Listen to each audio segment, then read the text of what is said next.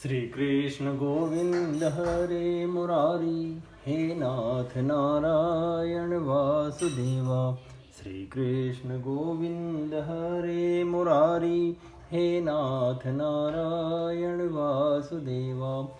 हे नाथ नारायण वासुदेवा, हे नाथ नारायण वासुदेवा। श्रीमद् भागवत पुराण दशम स्कंद पूर्वार्ध अथ एकोनत्रिंशोऽध्यायः रासलीलाकारम्भ। श्रीशुकवाच भगवानपि तारात्रिशरदोत्फुल्लमल्लिकः वीक्षिरन्तु मनश्चक्रे योगमायामुपाश्रितः। तदोडुराजः ककुभः करैर्मुखं प्राच्या विलिम्पन्नरुणेन शन्तमे सचर्षणीनामुदगाच्छुचो मृजन प्रिय प्रियाया इव दीर्घदर्शनः। दृष्ट्वा कुमुद्वन्त मखण्डमण्डलं रमाननाभं नवकुङ्कुमारुणम्। श्री सुखदेव जी कहते हैं, परीक्षित, शरद ऋतु थी, उसके कारण बेला चमेली आदि सुगंधित पुष्प खिल खिल कर महक रहे थे।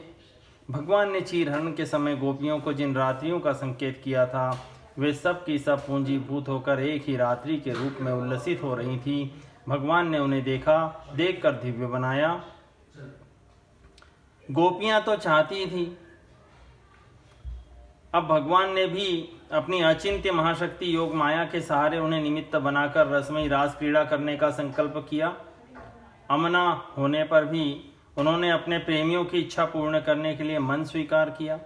भगवान के संकल्प करते ही इंद्रदेव ने प्राची दिशा के मुखमंडल पर अपने शीतल किरण रूपी कर कमलों की लालिमा की रोली केसर मल दी। जैसे बहुत दिनों के बाद अपनी प्राण प्रिया पत्नी के पास आकर उसके प्रियतम पति ने उसे आनंदित करने के लिए ऐसा किया हो। इस प्रकार चंद्रदेव ने उदित होकर न केवल पूर्व दिशा का प्रत्युत संसार के समस्त चराचर प्राणियों का संताप, जो दिन में शरतकालीन प्रखर सूर्य रश्मियों के कारण बढ़ गया था, दूर कर दिया। उस दिन चंद्रदेव का मंडल अखंड था। पूर्णिमा की रात्रि थी। वे नूतन केसर के समान लाल लाल हो रहे थे। कुछ संकोच मिश्रित अभिलाषा से युक्त जान पड़ते थे। उनका मुखमंडल लक्ष्मी जी के समान मालूम हो रहा था।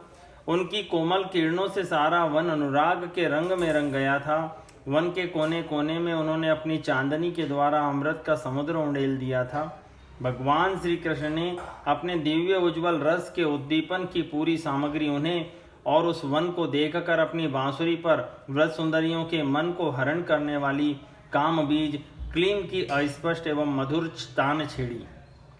वनम च तत कोमल गोभरंजितम जगो कलम वाम दृशाम मनोहरम निशम्य गीतम तदनंगवर्धनम व्रजस्त्रिय कृष्णगृहीत मानसः आजग्मुरन्योन्य मलक्षितोद्यमः स यत्र कान्तो जवलोलकुण्डलः दुह्यन्त्योऽभिययुः कश्चिदोहं हित्वा समुत्सुका पयोधिसृत्य संयावमनुद्वास्यापराययुः परिवेशयन्स्त्यस्तद्धित्वा पाययन्त्य शिशूनपय शुश्रूष्यन्त्य पतीन कश्चिद् श्यनन्त्योपास्य भोजनं लिम्पन्त्य प्रम्रजन्त्योऽन्या अंजन्त्य काश्यलोचने व्यत्यस्तवस्त्राभरणा काश्चित् कृष्णान्तिकययुः। भगवान का वह वंशीवादन भगवान के प्रेम को, उनके मिलन की लालसा को अत्यंत उकसाने बढ़ाने वाला था। यूँ तो श्याम सुंदर ने पहले से ही गोपियों के मन को अपने वश में कर रखा था। अब तो उनके मन की सारी वस्तुएं भय, संकोच, धैर्य, मर्यादा आदि की वृत्तियां भी छीन ली। वंशी ध्वनि सुनते ही उनकी विचित्र गति हो गई। जिन्होंने एक साथ साधना की थी श्री कृष्ण को पति रूप में प्राप्त करने के लिए, वे गोपियां भी एक दूसरे को सूचना न देकर, यहाँ तक कि एक दूसरे से अपनी चेष्टा को छिपाकर जहाँ वे थी वहाँ के लिए चल पड़ी। परीक्षित, वे इतने वेग से चली थी कि उनके कानों के कुंडल झोंके खा रहे थे। वंशी ध्वनि सुनकर जो गोपियां दूध दो रही थी वे अत्यंत उत्सुकतावश दूध दूना छोड़कर चल पड़ी। जो चूल्हे पर दूध औंटा रही थी वे उफनता हुआ दूध छोड़कर, और जो लपसी पका रही थी वे पकी हुई लपसी बिना उतारे ज्यों की त्यों छोड़कर चल दी। जो भोजन परस रही थी वे परसना छोड़कर, जो छोटे छोटे बच्चों को दूध पिला रही थी वे दूध पिलाना छोड़कर, जो पतियों की सेवा शुश्रूषा कर रही थी वे सेवा शुश्रूषा छोड़कर, और जो स्वयं भोजन कर रही थी वे भोजन करना छोड़कर अपने कृष्ण प्यारे के पास चल पड़ी। कोई कोई गोपी अपने शरीर में अंगराग, चंदन और उबटन लगा रही थी और कुछ आंखों में अंजन लगा रही थी। वे उन्हें छोड़कर तथा उल्टे पलटे वस्त्र धारण कर श्री कृष्ण के पास पहुंचने के लिए चल पड़ी। तावार्यमाणा पतिभी पितृवीर भ्रातृबंधुभी गोविंदा परतात्मानो न न्यवर्तन्त मोहितः अंतर्ग्रहगता काश्चिद गोप्यो लब्ध विनिर्गमा कृष्णं तद्भावनायुक्ता दद्युर्मीलितलोचनः दोषः प्रेष्ट विरह तीव्रता पदुता शुभा ध्यान प्राप्ताच्युताश्लेष निर्वत्या क्षीणमङ्गलः तमेव परमात्मानं जारबुद्ध्यापि संगतः जर्हुर्गुणमयं देहं सद्य प्रक्षीण वंदनः। पिता और पतियों ने, भाई और जाति बंधुओं ने उन्हें रोका, उनकी मंगलमय प्रेम यात्रा में विघ्न डाला, परंतु वे इतनी मोहित हो गई थी कि रोकने पर भी न रुकी, रुकती कैसे। विश्व मोहन श्री कृष्ण उनके प्राण, मन और आत्मा सब कुछ का अपहरण जो कर लिया था। परीक्षित, उस समय कुछ गोपियां घरों के भीतर थी, उन्हें बाहर निकलने का मार्ग ही न मिला। तब उन्होंने अपने नेत्र मूंद लिए और बड़ी तन्मयता से श्री कृष्ण के सौंदर्य, माधुर्य और लीलाओं का ध्यान करने लगी। परीक्षित, अपने परम प्रियतम श्री कृष्ण के असह्य विरह की तीव्र वेदना से उनके हृदय में इतनी व्यथा, इतनी जलन हुई कि उनमें जो कुछ अशुभ संस्कारों का लेश मात्र अवशेष था वह भस्म हो गया। इसके बाद तुरंत ही ध्यान लग गया। ध्यान में उनके सामने भगवान श्री कृष्ण प्रकट हुए। उन्होंने मन ही मन बड़े प्रेम से, बड़े आवेग से उनका आलिंगन किया। उस समय उन्हें इतना सुख, इतनी शांति मिली कि सब पुण्य के संस्कार एक साथ ही क्षीण हो गए। परीक्षित, यद्यपि उनका उस समय श्री कृष्ण के प्रति जार भाव भी था, तथापि कहीं सत्य वस्तु भी भाव की अपेक्षा रखती है। उन्होंने जिनका आलिंगन किया, चाहे किसी भी भाव से किया हो, वे स्वयं परमात्मा ही तो थे। इसलिए उन्होंने पाप और पुण्य रूप कर्म के परिणाम से बने हुए गुणमय शरीर का परित्याग कर दिया। भगवान की लीला में सम्मिलित होने के योग्य दिव्य अपराकृत शरीर प्राप्त कर लिया। इस शरीर से भोगे जाने वाले कर्म बंधन तो ध्यान के समय ही छिन्न भिन्न हो चुके थे।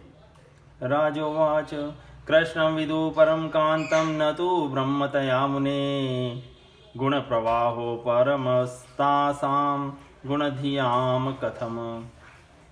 राजा परीक्षित ने पूछा, भगवान, गोपियां तो भगवान श्री कृष्ण को केवल अपना परम प्रियतम ही मानती थी, उनका उनमें ब्रह्म भाव नहीं था। इस प्रकार उनकी दृष्टि प्राकृत गुणों में ही आसक्त दिखती हैं। ऐसी स्थिति में उनके लिए गुणों के प्रवाह रूप इस संसार की निवृत्ति कैसे संभव हुई। श्री शुकवाच उक्तं पुरस्तादेतत्ते चैद्यं सिद्धिं यथागतः द्विषन्नपि ऋषिकेशं किमुताधोक्षज प्रियः नृणानि श्रेयसार्थाय व्यक्तिर्भगवतो नृप अव्ययस्या प्रमेयस्य निर्गुणस्य गुणात्मनः कामं क्रोधं भयं स्नेहमैक्यं सौहृदमेव च नित्यं हरो विदधतो यान्ति तन्मयतां हि ते न चैवं विस्मयकार्यो भवता भगवत्यजे योगेश्वरेश्वरे कृष्णे यत् एवद विमुच्यते तादृष्टवान्तिकं कमायाता भगवान् व्रजयोषितः अवददवदतां श्रेष्ठो वाच पैशैर्विमोहयन्। श्री सुखदेव जी ने कहा, परीक्षित, मैं तुमसे पहले ही कह चुका हूँ कि चेदिराज शिशुपाल भगवान के प्रति द्वेष भाव रखने पर भी अपने प्राकृत शरीर को छोड़कर अप्राकृत शरीर से उनका पार्षद हो गया। ऐसी स्थिति में जो समस्त प्रकृति और उसके गुणों से अतीत भगवान श्री कृष्ण की प्यारी है और उनमें अनन्य प्रेम करती है, वे गोपियां उन्हें प्राप्त हो जाए, इसमें कौन सी आश्चर्य की बात है। परीक्षित, वास्तव में भगवान प्रकृति संबंधी वृद्धि, विनाश, प्रमाण, प्रमेय और गुण गुणी भाव से रहित हैं। वे अचिंत्य, अनंत, अप्राकृत, परम कल्याण स्वरूप गुणों के एकमात्र आश्रय हैं। उन्होंने यह जो अपने को तथा अपने लीला को प्रकट किया है, उसका प्रयोजन केवल इतना ही है कि जीव उसके सहारे अपने परम कल्याण का संपादन करे। इसलिए भगवान से केवल संबंध हो जाना चाहिए। वह संबंध चाहे जैसा हो, काम का हो, क्रोध का हो, भय का हो, स्नेह, नातेदारी या सौहार्द का हो, चाहे जिस भाव से भगवान में नित्य निरंतर अपनी वृत्तियां जोड़ दी जाएं, वे भगवान से ही जुड़ती हैं। इसलिए वृत्तियां भगवानमय हो जाती हैं और उस जीव को भगवान की प्राप्ति होती है। परीक्षित, तुम्हारे जैसे परम भागवत भगवान का रहस्य जानने वाले भक्त को श्री कृष्ण के संबंध में ऐसा संदेह नहीं करना चाहिए। योगेश्वरों के भी ईश्वर अजन्मा भगवान के लिए भी यह कोई आश्चर्य की बात है। अरे उनके संकल्प मात्र से, बाहों के इशारे से सारे जगत का परम कल्याण हो सकता है। जब भगवान श्री कृष्ण ने देखा कि व्रज की अनुपम विभूतियां गोपियां मेरे बिल्कुल पास आ गई हैं, तब उन्होंने अपनी विनोद भरी वाक चातुरी से उन्हें मोहित करते हुए कहा, क्यों न हो, भूत भविष्य और वर्तमान काल के जितने वक्ता हैं, उनमें वे ही तो सर्वश्रेष्ठ हैं। श्री भगवान उवाच, स्वागतं वो महाभागा, प्रियं किं करवाणि व्रजस्यानामयं कच्चिद ब्रूतागमन कारणम। श्री भगवान श्री कृष्ण ने कहा, महाभाग्यवती गोपियों, तुम्हारा स्वागत है। बतलाओ, तुम्हें प्रसन्न करने के लिए मैं कौन सा काम करूं? व्रज में सब कुशल मंगल है ना? कहो, इस समय यहाँ आने की क्या आवश्यकता पड़ गई?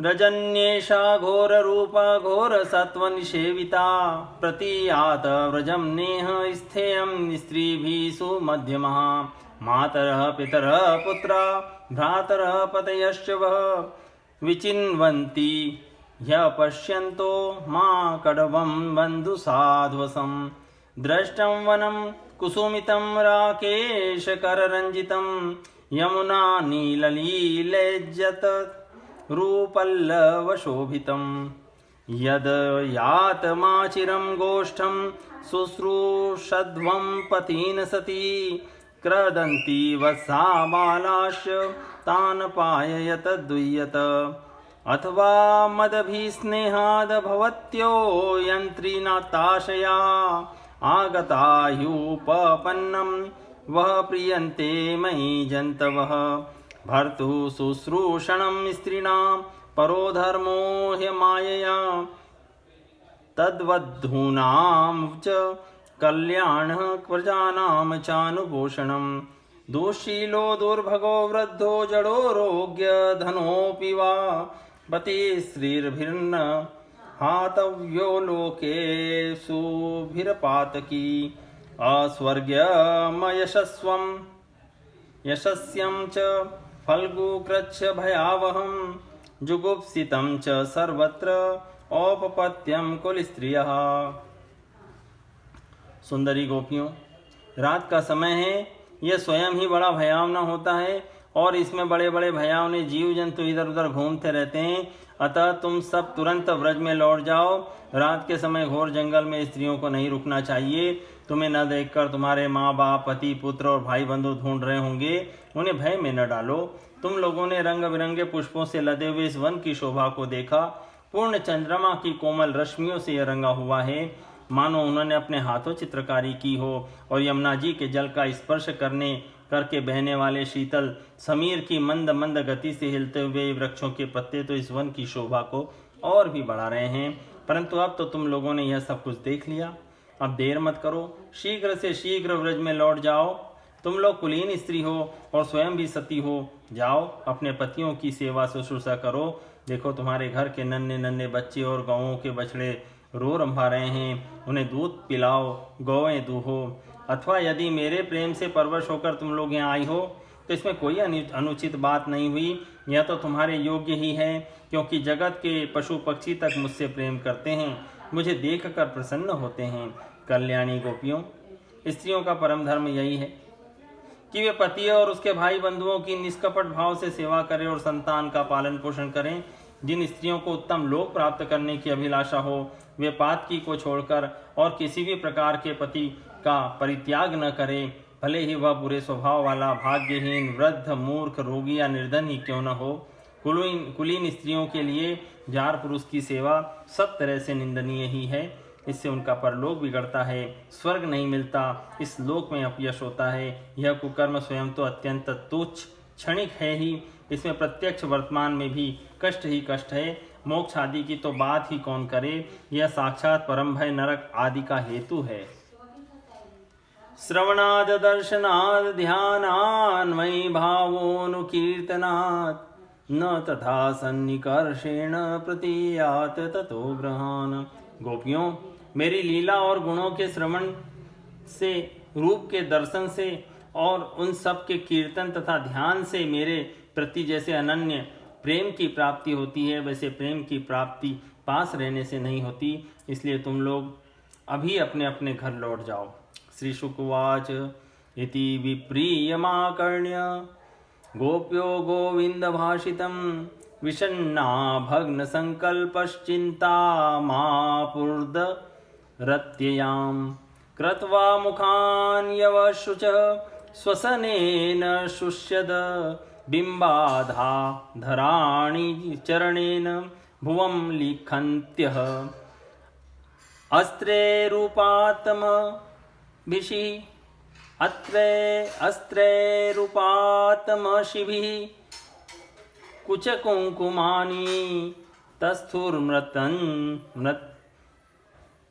मृज्जन्त्य उरुदुःखभरा स्म तूष्णीं प्रेष्ठं प्रियेतरमिव प्रतिभाषमाणं कृष्णं तदर्थ विनिवर्तितः सर्वकामः नेत्रे विमृज्य रुदितोपहते स्म किंचित संरंभ गद गद गिरो ब्रुवतानुरक्तः।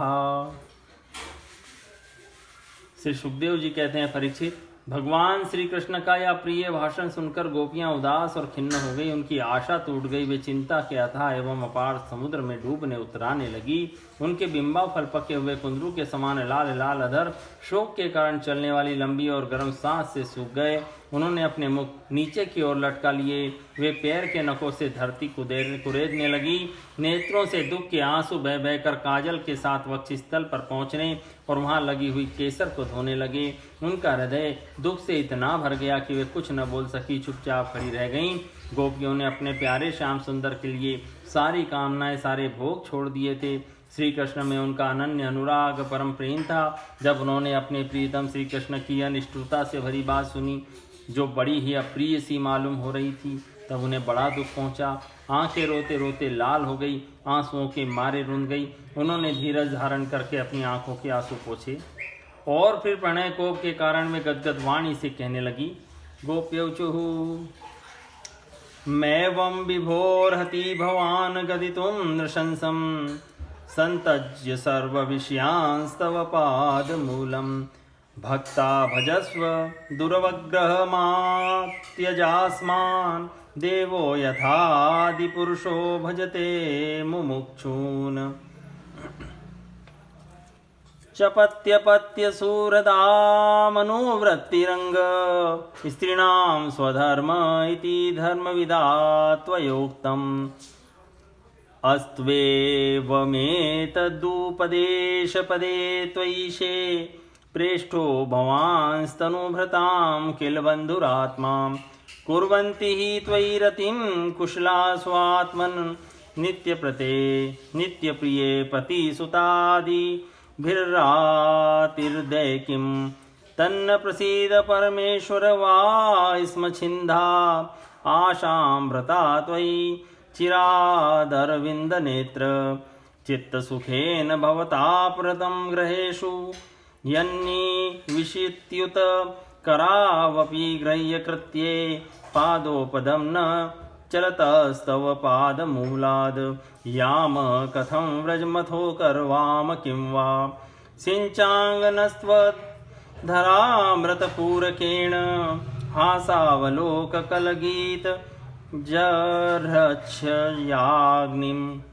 नो चेदवयं विरहजाग्नोपयुक्तदेहा ध्यानेन याम पदयो पदवीं सखेते यर्ह्यं भुजाक्ष तव पादतलं रमाया दत्तक्षणं क्वचिदरण्यजनप्रियस्य। गोपियों ने कहा, प्यारे श्री कृष्ण, तुम घट घट व्यापी हो, हमारे हृदय की बात जानते हो, तुम्हें इस प्रकार निष्ठुरता भरे वचन नहीं कहने चाहिए। हम सब कुछ छोड़कर केवल तुम्हारे चरणों में ही प्रेम करती हैं। इसमें संदेह नहीं कि तुम स्वतंत्र और हठीले हो, तुम पर हमारा कोई वश नहीं है। फिर भी तुम अपनी ओर से जैसे आदि पुरुष भगवान नारायण कृपा करके अपने मुमुक्षु भक्तों से प्रेम करते हैं, वैसे ही हमें स्वीकार कर लो, हमारा त्याग मत करो। प्यारे श्याम सुंदर, तुम सब धर्मों का रहस्य जानते हो। तुम्हारा यह कहना कि अपने पति, पुत्र और भाई बंधुओं की सेवा करना ही स्त्रियों का स्वधर्म है, अक्षरशः ठीक है, परंतु इस उपदेश के अनुसार हमें तुम्हारी ही सेवा करनी चाहिए, क्योंकि तुम ही सब उपदेशों के पद परम लक्ष्य हो, साक्षात भगवान हो। तुम ही समस्त शरीरधारियों के सूरत हो, आत्मा हो और परम प्रियतम हो। आत्मज्ञान में निपुण महापुरुष तुमसे ही प्रेम करते हैं, क्योंकि तुम नित्य प्रिय एवं अपने ही आत्मा हो। अनित्य एवं दुखद पति पुत्रादि से क्या प्रयोजन है। परमेश्वर, इसलिए हम पर प्रसन्न हो, कृपा करो। कमल नयन, चिरकाल से तुम्हारे प्रति पाली पोसी आशा अभिलाषा की लहलहाती लता का छेदन मत करो। मनमोहन, अब तक हमारा चित्त घर के काम धंधों में लगता था, इसी से हमारे हाथ भी उनमें रमे रहते थे, परंतु तुमने हमारे देखते देखते हमारा वह चित्त लूट लिया। इसमें तुम्हें कोई कठिनाई भी नहीं उठानी पड़ी, तुम तो सुख स्वरूप हो ना। परंतु अब तो हमारी गतिमति निराली ही हो गई है। हमारे ये पैर तुम्हारे चरण कमलों को छोड़कर एक पग भी हटने को तैयार नहीं हट रहे हैं। फिर हम व्रज में कैसे जाएं? और यदि हम वहाँ जाएं भी तो क्या करें? प्राणवल्लभ, हमारे प्यारे सखा, तुम्हारी मंद मंद मधुर मुस्कान, प्रेम भरी चितवन और मनोहर संगीत ने हमारे हृदय में तुम्हारे प्रेम और मिलन की आग धधका दी है। उसे तुम अपने अधरों की रसधारा से बुझा दो, नहीं तो प्रियतम, हम सच कहती हैं, तुम्हारी विरह व्यथा की आग से हम अपने शरीर जला लेंगी और ध्यान के द्वारा तुम्हारे चरण कमलों को प्राप्त करेंगी। प्यारे कमल नयन, तुम वनवासियों के प्यारे हो और वे भी तुमसे बहुत प्रेम करते हैं, इससे प्राय तुम उन्हीं के पास रहते हो। यहाँ तक कि तुम्हारे जिन चरण कमलों की सेवा का अवसर स्वयं लक्ष्मी जी को कभी कभी ही मिलता है, उन्हीं चरणों का स्पर्श हमें प्राप्त हुआ। जिस दिन यह सौभाग्य हमें मिला और तुमने हमें स्वीकार करके आनंदित किया, उसी दिन से हम और किसी के सामने एक क्षण के लिए भी ठहरने में असमर्थ हो गई हैं। अस्प्राक्ष्म तत्प्रभृति नान्य समक्षमंग स्थातुं त्वयाभिरमिता बत पारयामः। श्रीर्यत्पदाम्बुजरजश्च मे तुलस्या लब्ध्वापि वक्षसि पदं किल भृत्यजुष्टं।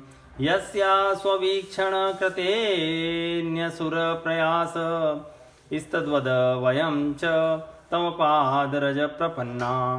तन्न प्रसीद व्रजीनार्दन तेऽङ्घ्रिमूलं प्राप्ता विसृज्य वसति त्वदुपासनाशा। त्वत्सुन्दर स्मितनिरीक्षणं तीव्रकाम तप्तात्मनां पुरुषभूषण देहि दास्यं। वीक्ष्यालकाव्रतमुखं तव कुण्डलश्री गण्डिस्थलाधर सुधं हसितावलोकं। दत्ताभयं च भुजदण्डयुगं विलोक्य वक्षश्रिये कर्मणं च भवाम दास्यः।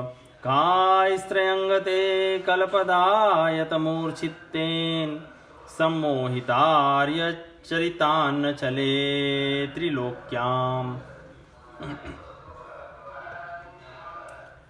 पति पुत्रादि आदि की सेवा तो दूर की रही, हमारे स्वामी जिन लक्ष्मी जी का कृपा कटाक्ष प्राप्त करने के लिए बड़े बड़े देवता तपस्या करते रहते हैं, वही लक्ष्मी जी तुम्हारे वक्ष स्थल में बिना किसी की प्रतिद्वंदिता के स्थान प्राप्त कर लेने पर भी अपनी 100 तुलसी के साथ तुम्हारे चरणों की रज पाने की अभिलाषा किया करती है। अब तक के तो सभी भक्तों ने उस चरण रज का सेवन किया है, उन्हीं के समान हम भी तुम्हारी उसी चरण रज की शरण में आई हैं। भगवान, अब तक जिसने भी तुम्हारे चरणों की शरण ली उसके सारे कष्ट तुमने मिटा दिए। अब तुम हम पर कृपा करो, हमें भी अपना प्रसाद का भाजन बनाओ। हम तुम्हारी सेवा करने की आशा अभिलाषा से घर गांव कुटुंब सब छोड़कर तुम्हारे युगल चरणों की शरण में आई हैं। प्रियतम, वहाँ तो तुम्हारी आराधना के लिए अवकाश ही नहीं है। पुरुष भूषण पुरुषोत्तम, तुम्हारी मधुर मुस्कान और चारु चितवन ने हमारे हृदय में प्रेम के मिलन की आकांक्षा की आग धधका दी है। हमारा रोम रोम उसमें जल रहा है। तुम हमें अपनी दासी के रूप में स्वीकार कर लो, हमें अपनी सेवा का अवसर दो। प्रियतम, तुम्हारा सुंदर मुख कमल जिस पर घुंघराली अलके झलक रही है, तुम्हारे ये कमनीय कपोल जिस पर सुंदर सुंदर कुंडल अपना अनंत सौंदर्य बिखेर रहे हैं, तुम्हारे ये मधुर अधर जिनकी सुधा को भी लजाने वाली है, तुम्हारी यह नयन मनोहारी चितवन जो मंद मंद मुस्कान से उल्लसित हो रही हैं, तुम्हारी ये दोनों भुजाएं जो शरणागतों को अभयदान देने में अत्यंत उदार है, और तुम्हारा यह वक्षस्थल जो लक्ष्मी जी का सौंदर्य की एकमात्र देवी का नित्य क्रीड़ा स्थल है, इसे देखकर हम सब तुम्हारी दासी हो गई हैं। प्यारे श्याम सुंदर, तीनों लोकों में भी ऐसी कौन सी स्त्री है जो मधुर मधुर पद और आरोह अवरोह क्रम से विविध प्रकार की मूर्छनाओं से युक्त तुम्हारी वंशी की तान सुनकर तथा इस त्रिलोक सुंदर मोहिनी मूर्ति को जो अपने एक बूंद सौंदर्य से त्रिलोकी को सौंदर्य का दान करती है, जिसे देखकर गौ पक्षी वृक्ष और हरिण भी रोमांचित पुलकित हो जाते हैं, अपने नेत्रों से निहार कर आर्य मर्यादा से विचलित न हो जाए, कुल कान और लोक लज्जा को त्याग कर तो उनमें अनुरक्त न हो जाए। त्रैलोक्य सौभगमिदं च निरीक्ष्य रूपं यत गोद्विज द्रुम मृगा पुलकान्य विभ्रन व्यक्तं भवान व्रज भयार्तिर्हरोभिजातो देवो यथादि पुरुष सुरलोक गोप्ता तन्नो निदेहि करपंकजमार्त बंधो तप्तस्तनेषु च शिरस्सु च किंकरीणाम।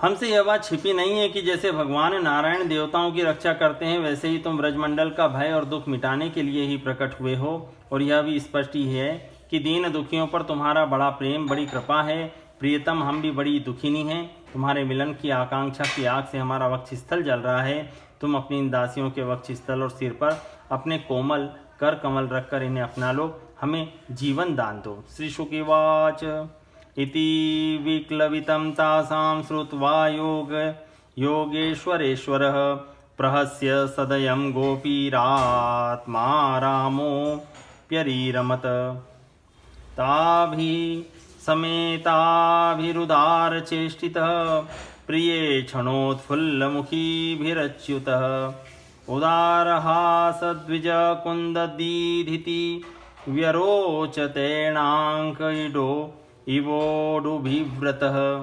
उपगीयमान उद्गायन वनिषा वनिता शतयूथपः मालां बिभ्रद वैजयन्ती व्यचरन् मंडयन वनम। श्री सुखदेव जी कहते हैं, परीक्षित, भगवान श्री कृष्ण सनकादि योगियों और शिवादि योगेश्वरों के भी ईश्वर हैं। जब उन्होंने गोपियों की व्यथा और व्याकुलता से भरी वाणी सुनी, तब उनका हृदय दया से भर गया।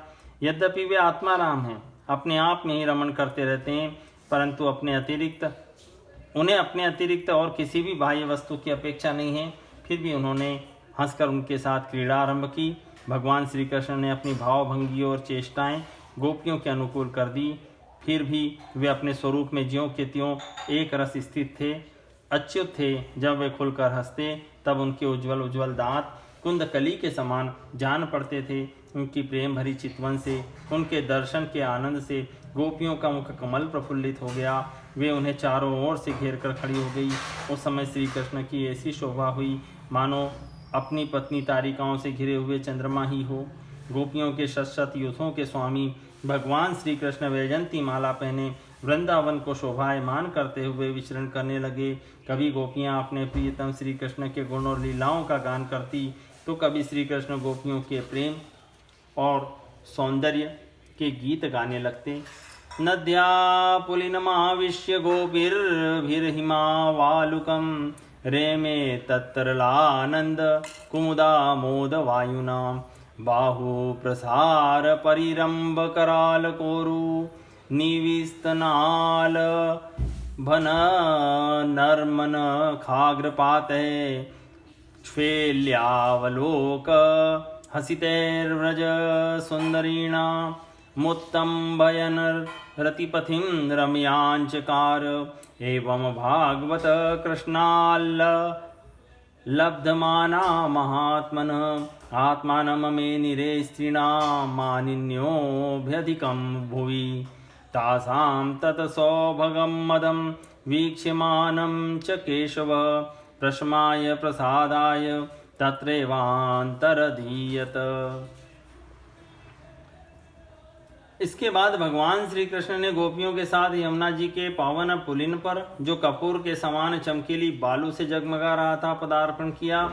वह यमुना जी की तरल तरंगों के स्पर्श से शीतल और कुमुदिनी की सहज सुगंध से सुवासित वायु द्वारा सेवित हो रहा था। उस आनंदप्रद पुलिन पर भगवान ने गोपियों के साथ क्रीड़ा की। हाथ फैलाना, आलिंगन करना, गोपियों के हाथ दबाना, उनकी चोटी, जांग, निवी, स्तन आदि का स्पर्श करना, विनोद करना, नक्षत करना, विनोदपूर्ण चितवन से देखना और मुस्कुराना, इन क्रियाओं के द्वारा गोपियों के काम रस को, परमोज्वल प्रेम भाव को उत्तेजित करते हुए भगवान श्री कृष्ण उन्हें क्रीड़ा द्वारा आनंदित करने लगे। उदार शिरोमणि सर्वव्यापक भगवान श्री कृष्ण ने जब इस प्रकार गोपियों का सम्मान किया, तब गोपियों के मन में ऐसा भाव आया कि संसार की समस्त स्त्रियों में हम ही सर्वश्रेष्ठ हैं, हमारे समान और कोई नहीं है। वे कुछ मानवती हो गईं।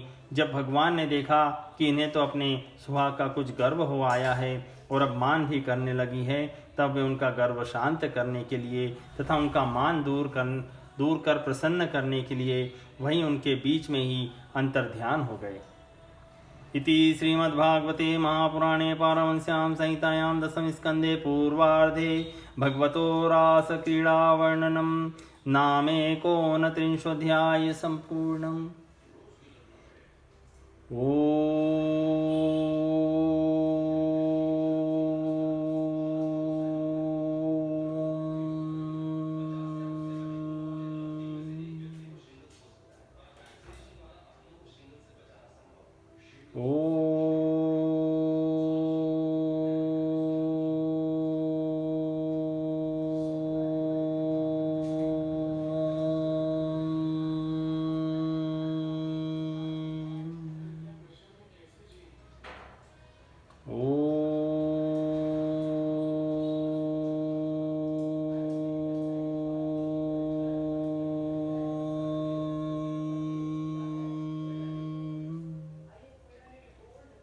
श्री कृष्ण गोविंद हरे मुरारी, हे नाथ नारायण वासुदेवा। श्री कृष्ण गोविंद हरे मुरारी, हे नाथ नारायण वासुदेवा। हे नाथ नारायण वासुदेवा, हे नाथ नारायण वासुदेवा।